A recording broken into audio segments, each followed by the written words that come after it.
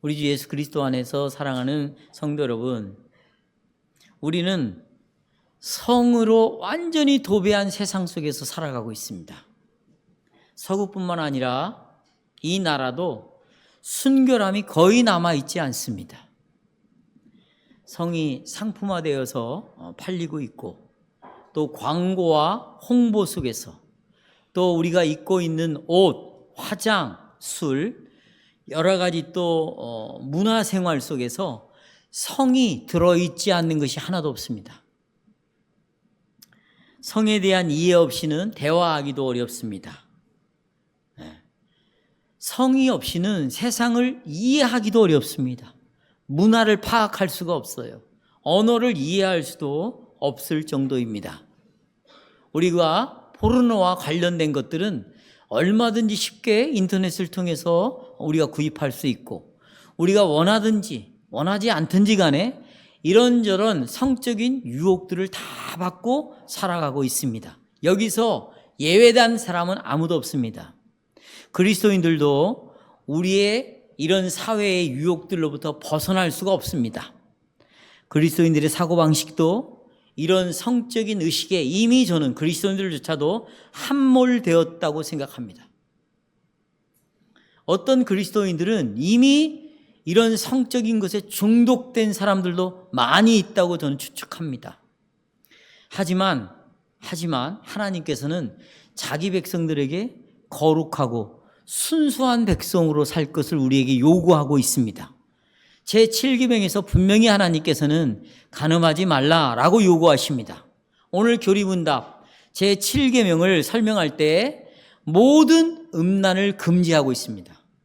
간음만 금지하는 것이 아니라 모든 음란한 것들을 금지하고 있다. 음란은 온갖 종류의 성적 불결을 나타냅니다. 성적으로 불결한 다양한 것들을 통틀어서 음란이다 라고 이렇게 말하고 있습니다. 음란은 불결한 행위뿐만 아니라 부정한 행동. 내가 오늘 우리 청년들에게 자유행위를 이야기했습니다. 이것도 포함되고 있습니다. 말, 생각, 욕망까지도 묘사하는 단어입니다. 우리가 어떻게 이런 성적인 광기에 빠져있는 세상 속에서 순결하게 행할 수 있습니까? 우리가 제7계명과 연관하여서 음란의 유혹들에 대항하여 어떻게 하면 굳게 설 수 있겠습니까? 우리는 이 질문에 답하기 위하여 먼저 우리가 누구인가를 알아야 돼요. 오늘 이것은 로마서 5장의 설교와도 같은 맥락입니다. 로마서 5장에서는 우리가 누구인가를 알려주고 있습니다. 마찬가지입니다. 우리는 그리스도 예수로 말미암아 하나님과 더불어 화평을 누리고 있는 자다. 우리는 믿음을 가지고 서 있다. 그래서 하나님의 임재 안으로 들어가 있는 거다. 은혜 안에 들어가 있다. 우리는 누구인가?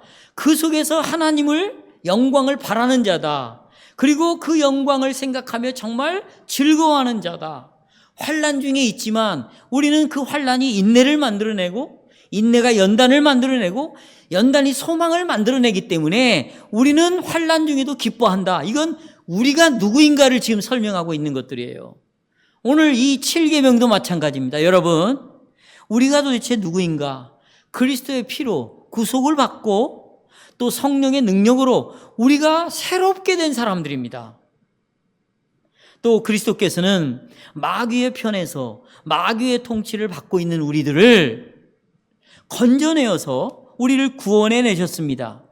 또 성령께서는 믿음으로 서 있는 자가 은혜 안에 들어갔다고 그러잖아요. 그 은혜 안에 들어갔다는 건 하나님의 집에 들어갔다는 거예요. 성령은 우리 안에 하나님의 집을 만드시기 위해서 오셨어요.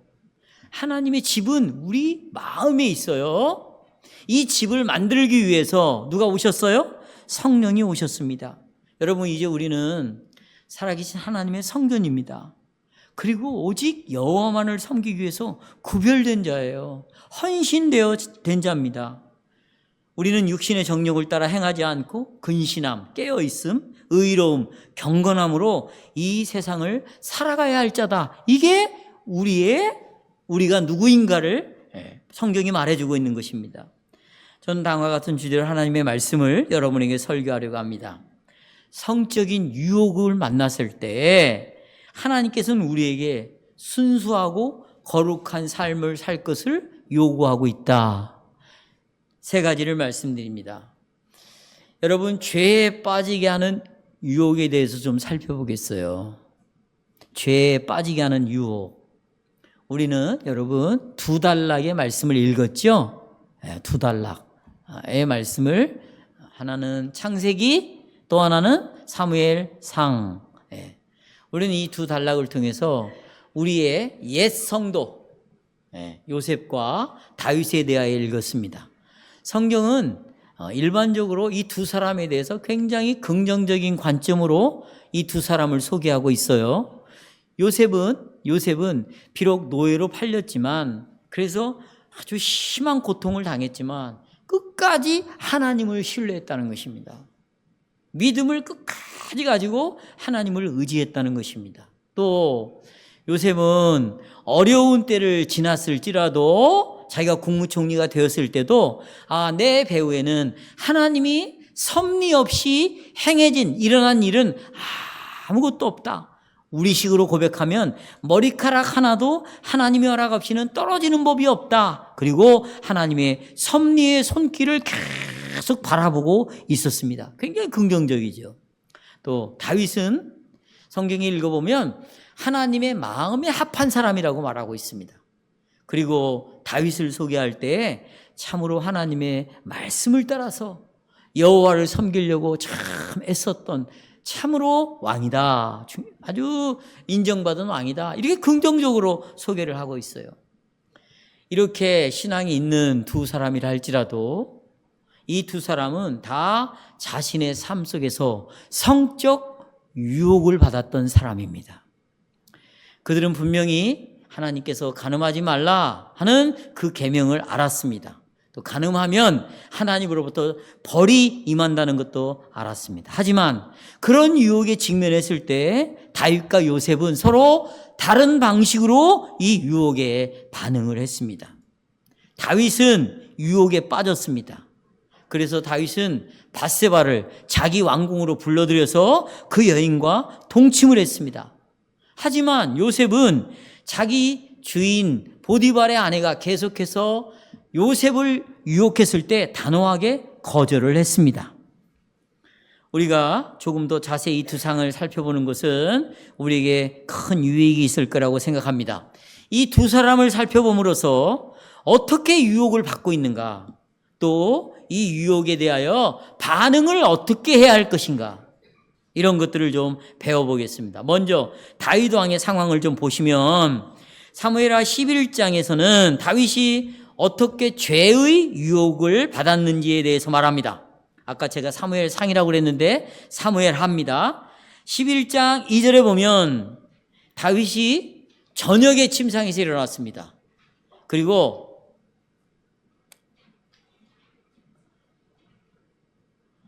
왕궁의 그 위를 이렇게 걸어 다녔어요.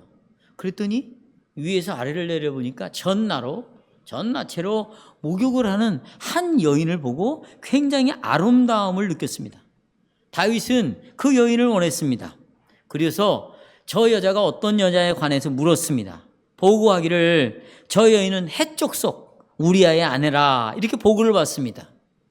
그 남편 밧세바의 아내 우리아는 지금 아모리 족속과 전쟁에서 자기의 생명을 걸고 싸우고 있었어요.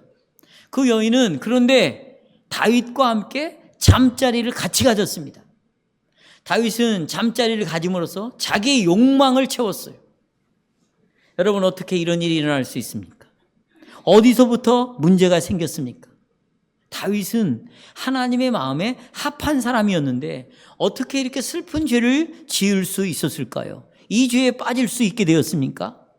우리는 다윗이 왕이 되어서 우리가 지난 시간에도 살펴봤지만 얼마나 오랜 세월을 인내하며 기다렸습니까? 얼마나 하나님이 자기를 구원해 주실 것을 기다리며, 그게 인내잖아요. 환난 중에도 그는 인내했습니다. 그 인내 속에서 많은 연단을 받았습니다. 단련되었습니다. 끝까지 하나님을 의지하는 자로 남았단 말이죠. 이런 사람이 어떻게 이런 죄의 유혹에 빠졌을까요?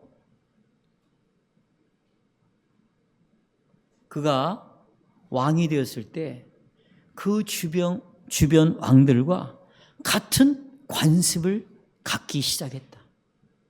주위의 왕들을 따라가기 시작했어요. 여러분, 신명기 17장 16절 17절에 보면 이스라엘 왕에게 이렇게 말했습니다. 이스라엘 왕들은 첫째, 많은 말들을 두어서는 안 된다. 이 말은 전쟁을 할 때 탱크와 같은 거예요. 말의 수가 많으면 그 전쟁에서 이길 수가 없어요. 많은 말을 갖지 말아라. 두 번째, 많은 아내와 첩을 절대 두어서는 안 된다.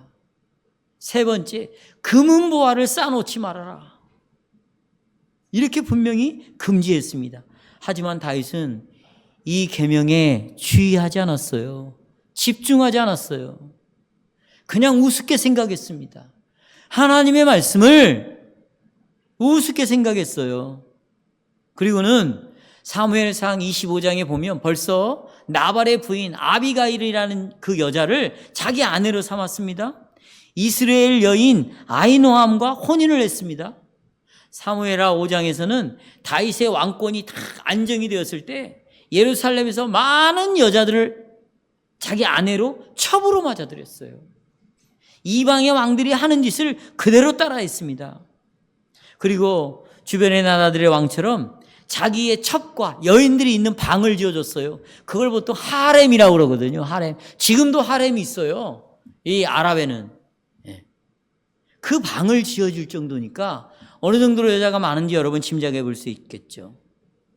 다윗은 이 말씀이 지금 나에게 무엇을 요구하고 있는가를 생각하지 않았어요. 왕으로서 가진 그 권력을 가지고 남용을 했습니다.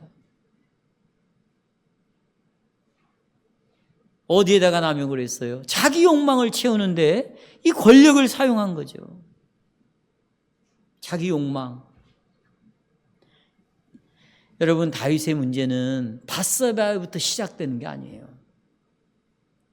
이미 다윗이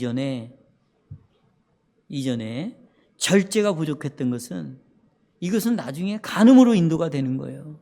많은 첩을 두었다. 아내를 두었다. 절제하지 못한 거죠. 이것이 결국 간음하게 만들었던 것이죠. 다윗이 빠진 것에 더 도움이 되는 원인들을 좀 보면 사무엘하 11장 우리가 아까 읽었잖아요. 여러분, 새해가 되었습니다. 근데 전쟁이 일어났습니다. 그렇죠? 예, 왕이 전쟁에 나가야 돼요.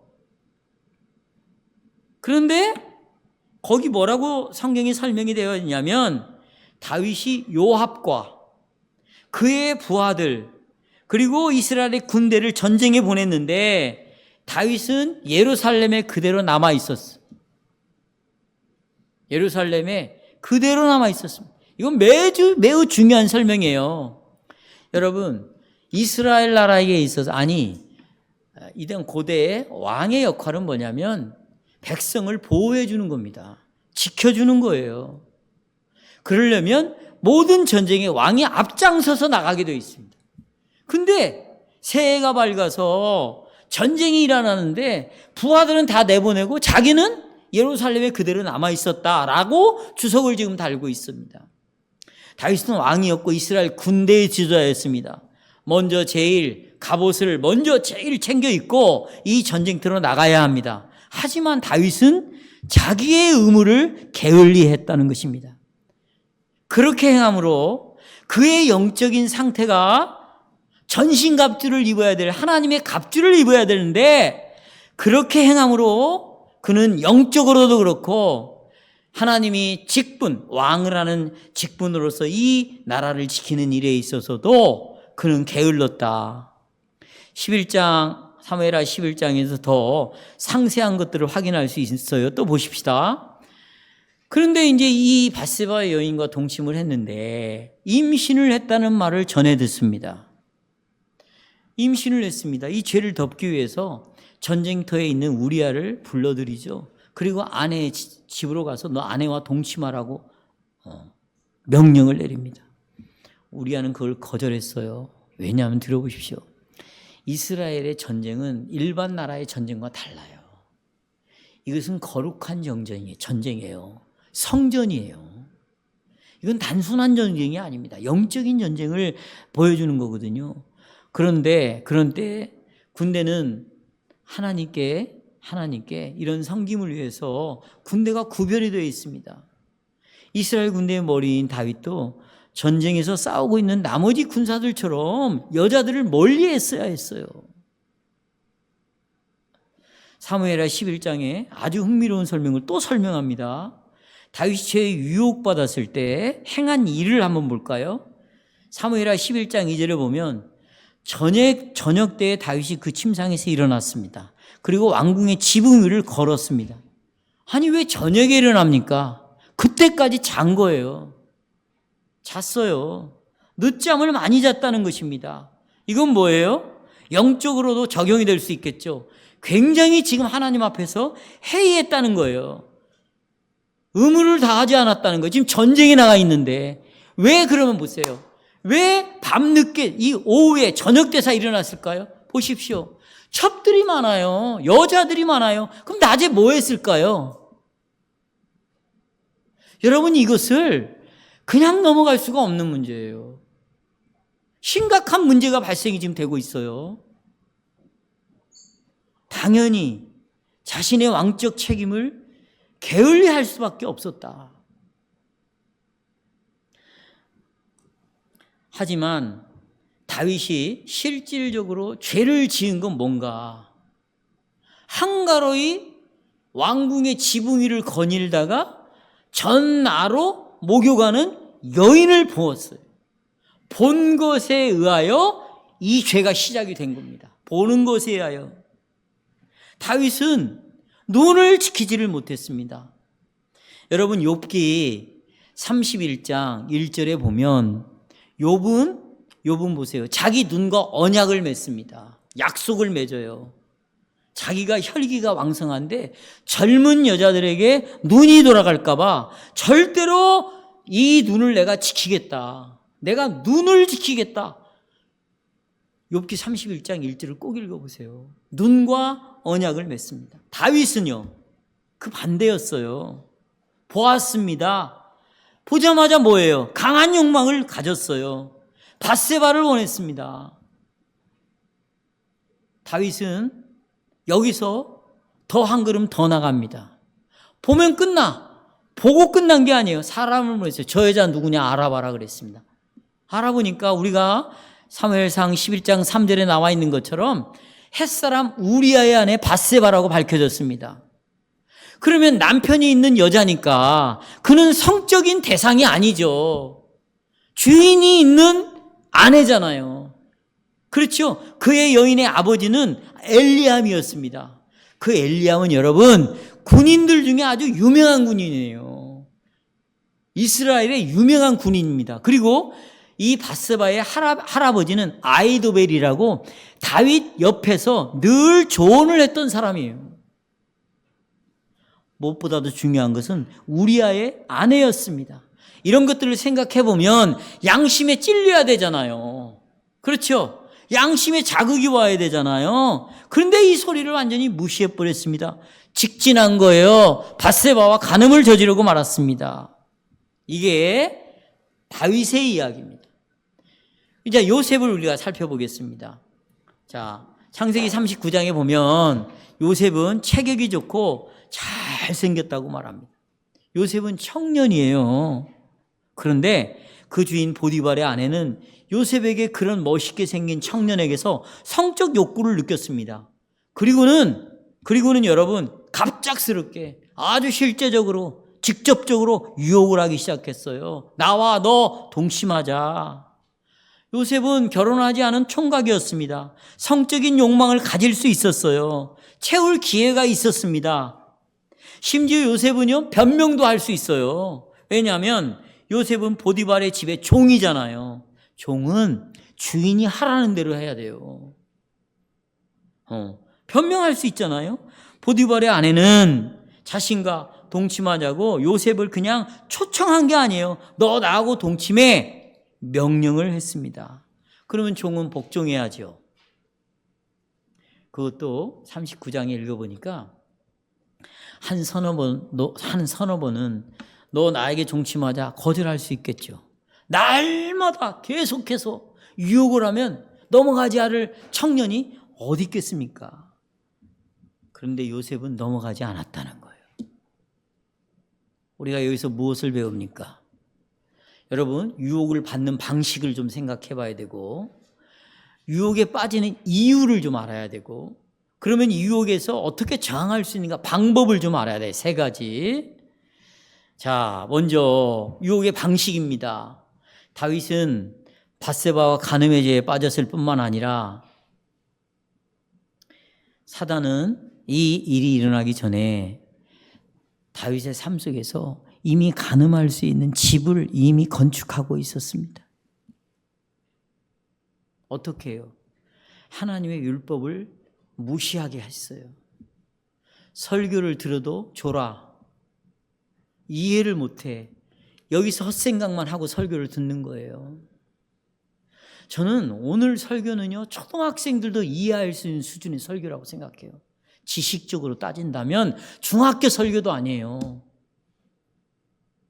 초등학교의 논리만 가지고 있으면 오늘 충분히 이해할 수 있어요.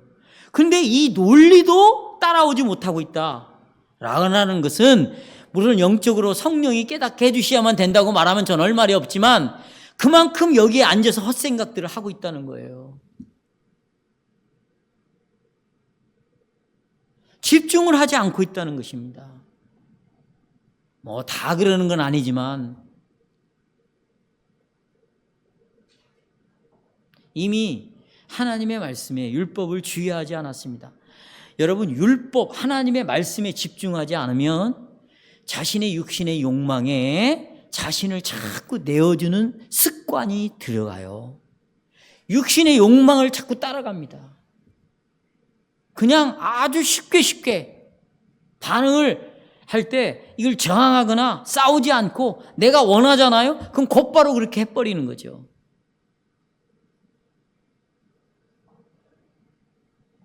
이런 동일한 방식으로 사단은 우리 안에 계속 요새를 건축합니다.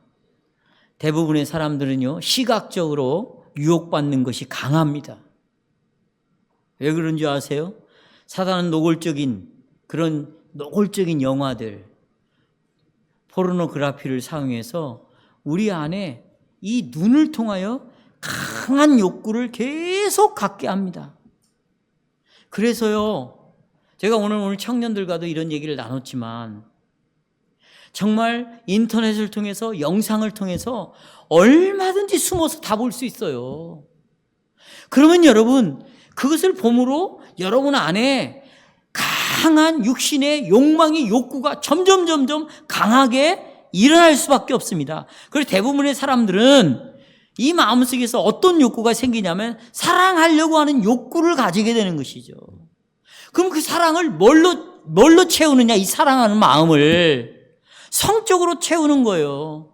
소설이나 만화나 인터넷을 사용해가지고 잘못된 성적 욕망을 채우는 거예요. 그러면서 거기서 쾌락을 느끼는 것이죠. 근데 이게 아무렇지도 않다고 생각하는 거예요. 내 몸을 내가 만지는데 뭐가 문제냐는 거예요. 정말 내 몸을 내가 사랑해서 내가 만지는데 뭐가 문제냐는 거예요, 여러분.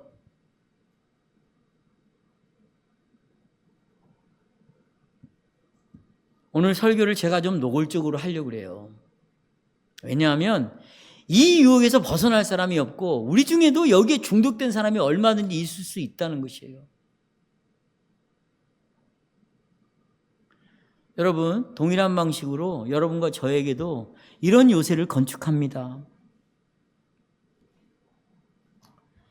다윗은 하나님께 주신 책임을 다하지 않았습니다. 이스라엘 원수들과 싸우는 이스라엘 군대를 제일 앞장서서 지휘를 해야 됐잖아요. 다윗은 낮잠을 즐겼습니다. 게으름을 피우면서 지냈습니다. 그렇게 하면서 점점 죄에 빠지게 되는 그런 방향으로 무르익어 갔습니다. 우리도 마찬가지죠. 여러분, 우리 각자에게도 책임이 있습니다. 우리가 학생들은 부지런히 공부해야 됩니다. 공부해야 돼요. 이것이 왜 이렇게 중요한가 말씀을 드리고 싶어요. 또 직장에 다니는 자는 열심히 일을 해야 됩니다. 맡은 일에 충성을 다해야죠. 부모들은 게으르면 안 돼요. 자녀들을 부지런히 돌봐야 되죠. 자녀들은 부모들을 잘 공경해야죠. 또한 우리들은 하나님이 나에게 주신 재능을 가지고 하나님을 섬겨야 되죠. 이웃을 이 재능을 가지고 이웃의 유익과 복리를 위해서 사용해야 됩니다. 하지만 우리가 우리의 책임을 게으리 하고요, 자유로운 시간이 많아지잖아요.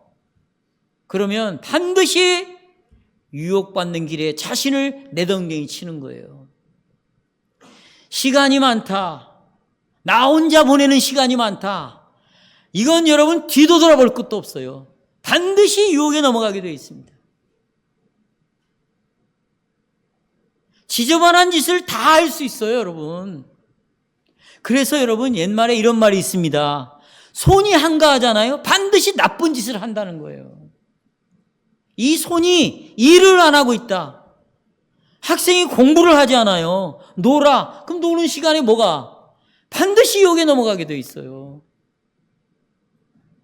손이 한가하면 나쁜 짓을 하게 되어 있어요. 시간이 남아 돌아가면 지루하거든요. 그러니까 머리를 어떻게 나쁜 방향으로 돌리게 되어 있습니다. 그러지 않는 인간은 하나도 없어요.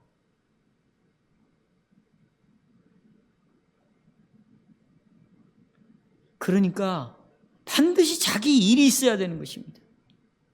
일하지 않는 사람은 절대 교회의 지도자가 될 수가 없어요. 일하지 않으면서 여러분, 교회만을 생각해 보세요. 완전히 자기 식대로 머리를 굴리는 겁니다. 그래서 교회에서 직분자로 받았지만 자기 이야기를 하기 시작하는 거, 이제부터. 이건 너무너무 심각한 문제입니다. 공부하지 않는다 학생이 그 악한 정력의 욕망에 계속 자기를 내어주게 돼 있어. 제가 말씀드리지 않아도 여러분은 충분히 공감하실 거라고 생각합니다. 그러면 다윗은 그랬습니다. 요셉은 왜 동일한 죄에 빠지지 않았습니까? 하나님의 계명을 그 마음에 새겼습니다. 부지런히 하나님의 뜻을 행하기를 바랬습니다. 비록 자기가 노예로 팔려서 여기까지 왔다는 것을 그가 알고 있었지만, 그리고 왜 내가 노예로 팔려 여기까지 왔는가 처음에는 몰랐어요. 그러면 사람이 낙심하게 되고 침체할 수밖에 없잖아요. 하지만 요셉은 침체하지 않았습니다. 자기 연민에 빠지지 않았어요. 나는 왜 이런가? 나는 어쩌다가 이렇게 되었는가? 이렇게 연민에 빠지지 않았습니다. 요셉은요, 어떤 자리에 두어도, 어떤 시간에 있더라도 날마다 열심히 충성을 다하는 방식으로 하나님을 섬겼어요. 내가 하는 일에 얼마나 충성있게 열심히 성실하게 일하느냐는 곧 하나님을 섬기는 방식이에요. 그러나 내가 일하는 것이 하나님을 섬기는 그 나라와 의를 구하는 것과 순서가 바뀌면 안 돼. 이 순서가 바뀌면 안 된다고 분명히 말씀드렸어요. 하지만 일하는 것을 통해서 하나님을 섬기는 것이죠. 그랬더니 하나님이 요셉에게 복을 주셨습니다. 집안일을, 그래서 보디발의 집안일을 다 맡겼어요. 요셉은 보디발의 아내가 유혹할 때 동참할 수 없는 두 가지를 말했어요.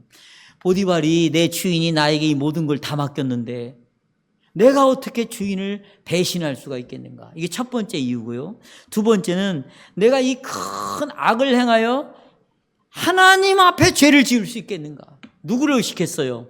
하나님을 의식하기 시작했습니다.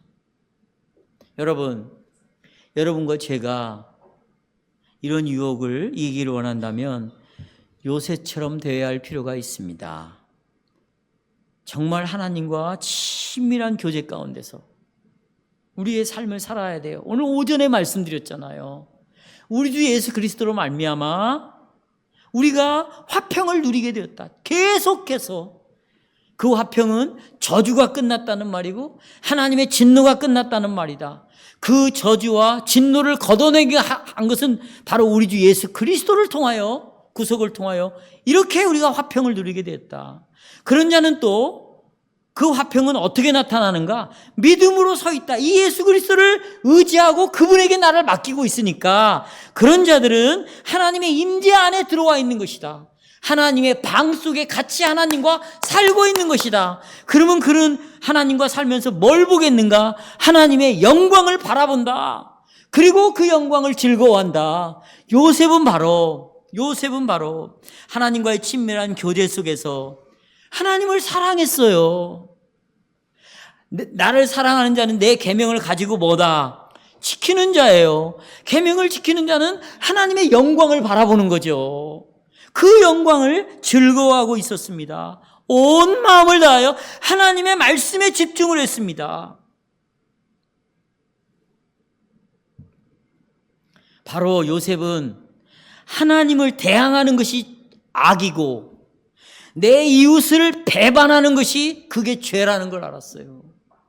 하나님을 대적하는 것이 죄요. 내 이웃을 배신하는 것이 바로 뭐다? 죄다. 이걸 알았습니다. 성도 여러분, 하지만 여기 보세요. 우리의 자신의 힘으로는 이렇게 살 수가 없어요. 이런 영적인 전쟁을 위해서 우리는 성령의 도우심을 구하는 기도가 필요한 것입니다. 자, 여러분이 아침 기도를 보시면 아시겠지만 아침 기도에 보면 이렇게 말합니다. 앞에 서두에 나를 오늘 하루도 성령으로 인도하게 해 주시옵소서. 성령을 따라 인도하게 해 주시옵소서. 그래서 이 하루를 거룩하고 의롭게 살 수 있도록 해달라고 기도하고 있어요. 내 힘으로 살아가는 것이 아니라 누구의 도움을? 성령의 도움을.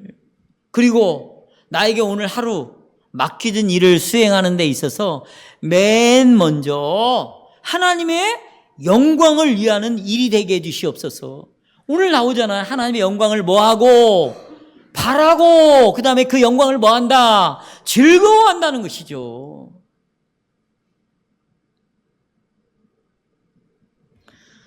하나님의 말씀을 읽고 하나님의 말씀을 읽지 않으면 내 마음은 이제 마귀의 유혹에 넘어가. 그러니까 하나님의 말씀을 읽고 경건회를 하고 그 다음에 성경을 읽고 여기로부터 나에게 주시는 교훈이 뭔가 우리가 교훈을 받아야 될 필요가 있습니다. 그리고 저녁 기도에 보면 잠자기 전에 이렇게 말합니다. 하나님의 얼굴빛을 저에게 비춰주시옵소서.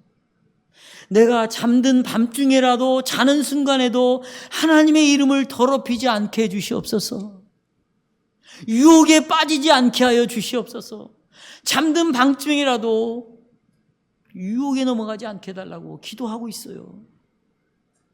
저는 개인적으로 아침에 일어나 사는 기도와 저녁에 잠들기 전에 하는 기도와 식사 시간 때마다 전후 기도하는 기도가 실은 저의 삶을 지탱시켜주는 거예요. 우리가 새벽에 일찍 나와서 1시간, 2시간 기도하는 게 무슨 의미가 있습니까, 여러분?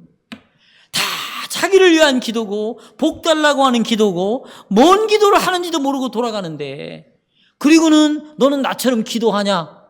네가 기도 안에서 그런 일이 벌어진다고 사람을 기도의 잣대로 계급을 만들어 놓고 자기는 굉장히 높은 기도 계급을 갖고 있고 그 이유는 기도를 그만큼 한다고 말하는 것이에요. 여러분, 개혁교회 기도는 보십시오. 아침에 기도합니다. 저녁에 기도합니다. 아침, 점심, 저녁을 먹고 2번씩 6번을 기도합니다. 7번, 8번을 기도해요. 그러면 하루 종일 이 기도가 자기를 끌고 가는 거예요. 저는 개인적으로 그렇습니다. 이런 기도가 아니면 자신의 힘으로는 이런 영적 전쟁을 싸워 나갈 수가 없어요. 그리고 둘째로 우리는 유혹에 넘어간 결과를 살펴보겠습니다. 결과. 여러분, 요한복음 1장 15절에 욕심이 잉태한 즉 죄를 낳고, 그 다음에 죄가 장성한 즉 뭘 낳아요? 사망을 낳습니다. 이거 기억하시고요. 또 갈라디아 6장 7절 8절에 보면 스스로 속이지 말라. 하나님은 업신여김을 받지 아니한다. 사람이 무엇으로 심든지 심은 대로 거둔다. 자기 육체를 위하여 심는 자는 육체로부터 썩어질 것을 거두고, 성령을 위하여 심는 자는 성령으로부터 영생을 거둔다. 여러분, 다윗의 생애에서 이 두 말씀의 원리가 그대로 나타납니다. 욕심이 생겼어요. 처음에 여자를 보고 욕심이 생겼어요. 욕심이 자라나니까 죄를 짓는 거죠. 간음죄를 지었어요. 자, 욕심이 잉태한데 죄를 낳고, 죄가 장성한 즉 몰라요? 사망. 결국은요, 여러분 보세요. 어떤 일이 벌어진 줄 아세요? 밧세바가 낳는 아이가 죽었어요. 죄를 짓고 싶은 육신의 욕망 때문에 밧세바의 아이가 죽었다고요. 또 이 죄를 숨기기 위하여 우리아를 다윗이 죽였어요. 나중에 밧세바도 죽어요. 욕심이 잉태한 즉 죄를 낳았어요. 죄가 자라서 결국은 죽음이 오고 말았어요. 죽음이. 여러분, 밧세바의 집구석만 죽음이 온 게 아니에요. 다윗의 집구석도 죽음이 오기 시작했습니다. 완전히 우리 청년이 말합니다. 오늘 그랬다. 목사님, 박살이 났군요. 박살 나버렸어요. 내가 지은 죄는 거기서 끝나는 것이 아니에요. 육신을 위하여 심으면 썩어 없어질 것들을 구하게 되어 있어요. 성령을 위하여 반대로 심잖아요. 영생을 거두는 거예요. 영생을. 다윗은 왕입니다. 하나님의 대리자예요. 여러분도 왕 같은 제사장이잖아요. 자기의 직분을 상실해 버렸어요. 직분에 대하여 희미해졌어요. 그가 왕으로서의 직분이 또렷했을 때는요, 여호와의 율법을 따라 살았거든요. 내가 왕 같은 제사장이야. 나는 교회 안에서 하나님의 자녀로서 왕의 직분을 가지고 있어. 나는 말씀으로 세상을 다스려야 돼. 우리의 가정도 말씀으로 지켜야 돼. 내 영혼도 말씀으로 지키는 것이 왕이야. 그게 나야. 이게 희미해지잖아요. 그러면 왕의 역할을 완전히 상실해버리는, 말씀 없이 살아가는 거예요. 나중에는 이 다윗의 가정에 자기 아들, 다윗의 아들 압살롬의 배신으로 결국 여러분 압살롬이 죽어요. 다윗이 얼마나 슬프게 울어요. 오 압살롬아, 압살롬아, 압살롬아, 네가 죽은 것이 내 죄 때문이었구나 그랬어요. 왜 죽었는가? 나의 죄 때문에 이런 일이 일어났구나. 여러분, 동일한 일은 오늘 우리의 삶에도 적용이 됩니다. 우리가 범하는 모든 죄는 다 결과를 가져옵니다. 특별히 성적인 죄들과 함께 오는 결과는 다른 죄들과 함께 다른 죄들에게서 오는 결과와 근본적으로 달라요. 성적인 죄는 내 개인적으로 굉장히 영향을 미칩니다. 성적인 죄가 다른 죄보다 더 악하기 때문에 내 개인에게 영향을 미치는 게 아니에요. 고린도전서 6장 18절에 보면 이렇게 말합니다. 바울은 음행을 피하라. 사람이 범하는 죄마다 몸 밖에서 죄를 짓는 거지만 음행은 자기 몸 안에서 죄를 짓는 것이다. 그러니 일반적으로 이런 죄는 훨씬 더 많은 고통과 죄책을 경험하게 하는 것입니다. 자, 그 죄의 결과로 어떤 일이 벌어지느냐? 이 성적인 죄는 신뢰에 대한 배반을 느끼는 거죠. 만일 우리가 다른 사람의 남편, 다른 사람의 아내와 동침한다면 결과적으로 다른 사람의 남편 혹은 아내를 도둑질해 오는 것이잖아요. 그래서 내 이웃에 대하여 탐심을 갖지 말라고 하잖아요. 내 이웃의 아내나 남편을 도둑질해 오지 말라고 그러잖아요. 도둑질해 오는 것이죠. 이런 일은 그들 관계에 심각한 결과를 가져옵니다. 남편과 아내 사이의 신뢰를 완전히 깨버리죠. 결혼을 깨버립니다. 이혼할 수도 있습니다. 얼마나 끔찍합니까? 하나님께서 결혼할 때 서로가 맺은 언약이 있습니다. 그걸 깨트리는 것이죠. 그 결과로 자녀들도 보세요. 자녀들도 영향을 미치게 돼 있어요. 이혼해 보세요. 뿔뿔이 다 흩어지는 것이죠. 엄마와 아빠 밑에서 안정된 삶을 살아야 되는데 그런 삶을 살 수가 없습니다.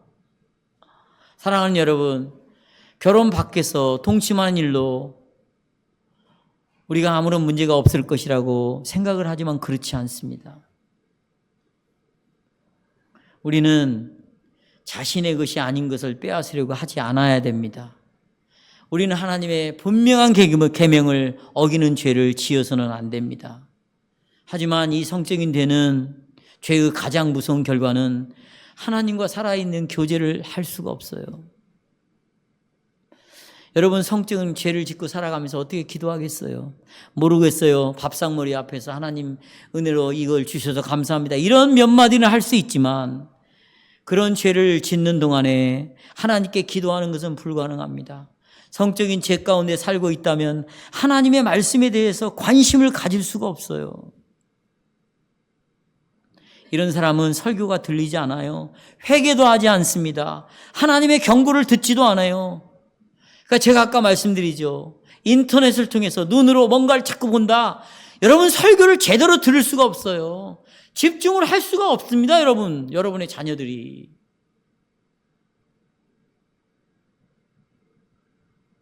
왜냐하면 이런 성적 중독에 된 사람들을 제가 상담을 많이 해봤잖아요. 집중을 못해요, 집중을.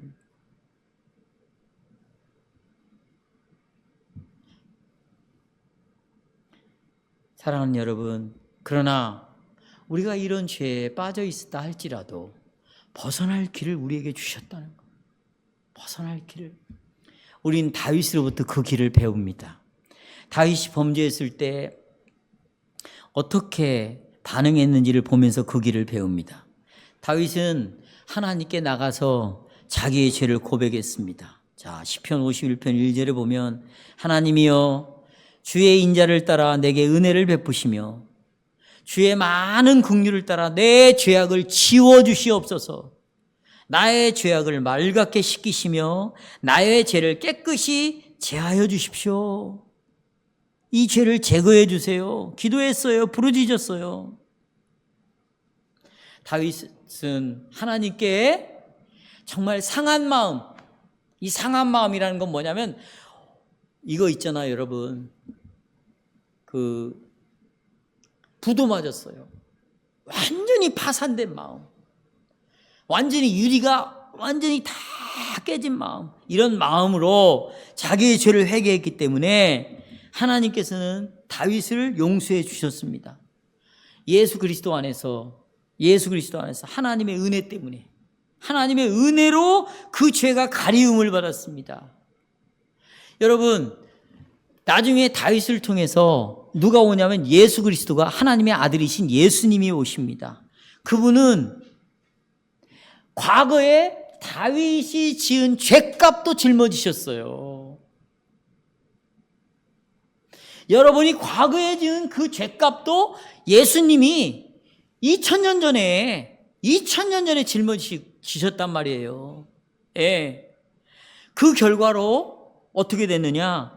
다윗의 죄값을 예수님이 치러주심으로 정결하게 되었습니다. 죄 없는 자가 되었어요. 의롭게 되었습니다. 흰 눈보다도 더 깨끗하게 되었어요. 그리고는 다윗의 마음속에 오늘 로마서 5장에 나와 있는 말씀처럼 그리스도로 말미암아 다윗이 뭘 누려요? 화평을 누리게 되었습니다. 믿음으로 서 있는 하나님이 계신 그 방에 들어가서 하나님과 아주 은혜스러운 교제를 나누기 시작했습니다. 그리고 다윗은 날마다 하나님의 영광을 바라보며 그 하나님을 즐거워했다. 하나님과의 관계가 회복되었다. 뿐만 아니라 다윗의 마음에 정한 마음을 창조해 새로운 마음을 주셨어요. 이제 그리고 성령으로 그를 새롭게 했습니다. 다시 하나님께서 다윗의 마음속에 나는 너를 볼 때 나는 부족함이 없는 너로 본다. 나는 너에게 만족한다. 나는 너를 보고 기뻐한다. 나는 너를 보고 행복해한다. 이런 놀라운 은혜의 자리로 다윗을 인도해 줬고 다윗은 다시 하나님과 더불어 그런 삶을 살았습니다.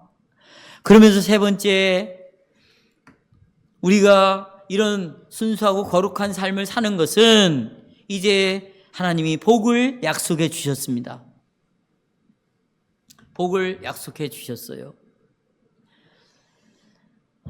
사랑하는 여러분, 만약 우리가 하나님과 다른 사람들과 이런 파산된 관계에서 벗어나기를 원한다면 혹시 우리는 순수하고 거룩한 삶을 지금부터 살아가야 돼요. 이 성적으로 미쳐있는 세상 가운데서 그렇게 산다는 것은 정말 어렵습니다.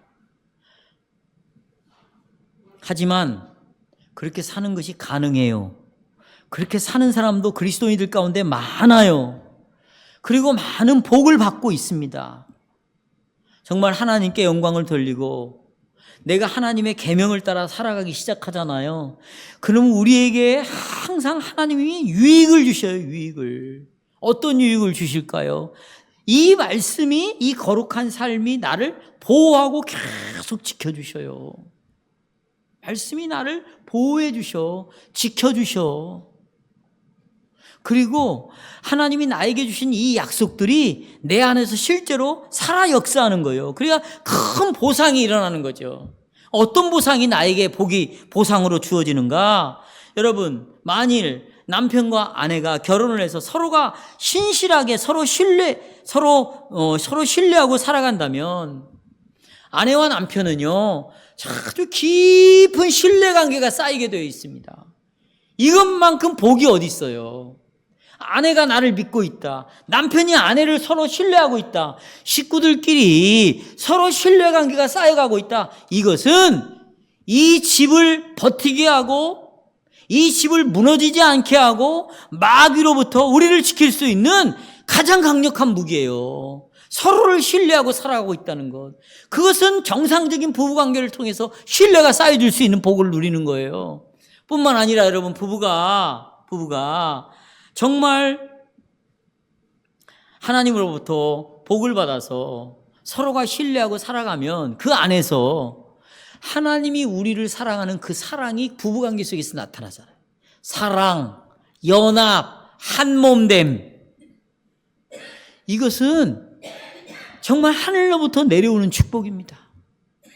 아무리 병이 들고 가난에 처했어 할지라도, 아무리 정말 힘든 장막이 나를 장애물이 있다 할지라도 서로가 서로를 신뢰하고 있고 한몸됨을 느끼고 있다. 뼈 중에 뼈, 살 중에 살로 알고 있다. 당신이 나고 내가 당신이다. 주님이 우리를 그렇게 만들어주셨다 라고 생각할 때 이 한몸됨과 사랑은요, 어떤 것도 이겨낼 수가 있는 거예요. 이게 복이에요. 그리고 그 안에서 자라나는 자녀들을 어떨까요, 여러분? 부모의 한몸됨, 연합을 통해서 이 자식이 뭘 배우고 살아갈까요? 그는 천대까지 복을 누리는 것을 갖고 태어나는 거예요. 결혼을 했다. 이 아이가, 내 아들이, 내 딸이 이걸 보고 배우는 거죠. 이 자녀들도 신뢰를 서로가 갖게 되고 그 안에 한몸됨과 진실된 사랑을 알게 되는 거예요. 이것이 아니면 어떻게 부부라고 할 수가 있겠어. 형식적으로는 부부지. 그러나 실제적으로는 부부가 아니에요. 우리가 말로는 형식적으로는 예수를 믿는다고 말하지만 우리 신앙 고백이다. 실제적으로는 예수를 뭐하고 살아간다? 부인하고 살아가는 거예요. 나는 실제적으로 정말 둘이 한 몸인가? 돈에 있어서도 한 몸이고 내 생각에 있어서, 정신에 있어서, 내 마음에 있어서 둘이 연합되어 있는가? 진심으로 신뢰하고 있는가? 사랑하고 있는가? 이것이 진심으로 회개하고 돌아온 자들에게서 하나님이 주시는 복이다. 성도 여러분, 이제 심은 대로 거둔다고 했으니까 죄를 지키기 위하여, 내 죄의 욕망을 만족시키기 위하여 죄를 심지 마십시오. 봐서는 안 될 것을 보지 마세요. 그리고 성령을 위하여, 성령을 만족시키기 위하여 심는 사람은 그 안에서 성령으로 영생을 거두는 것입니다. 죄가 사망으로 인도하는 것처럼 순종과 신실함은 생명으로 인도합니다. 그래서 우리는 주님께서 우리에게 하나님 앞에서 순수하고 거룩한 삶을 살도록 우리 안에 충분히 믿음을 주시고 사랑을 부어주셔서 사랑이 부음바 되었으니까 우리가 삶을 살아가는 여정에 유혹에 빠지지 않도록 합시다.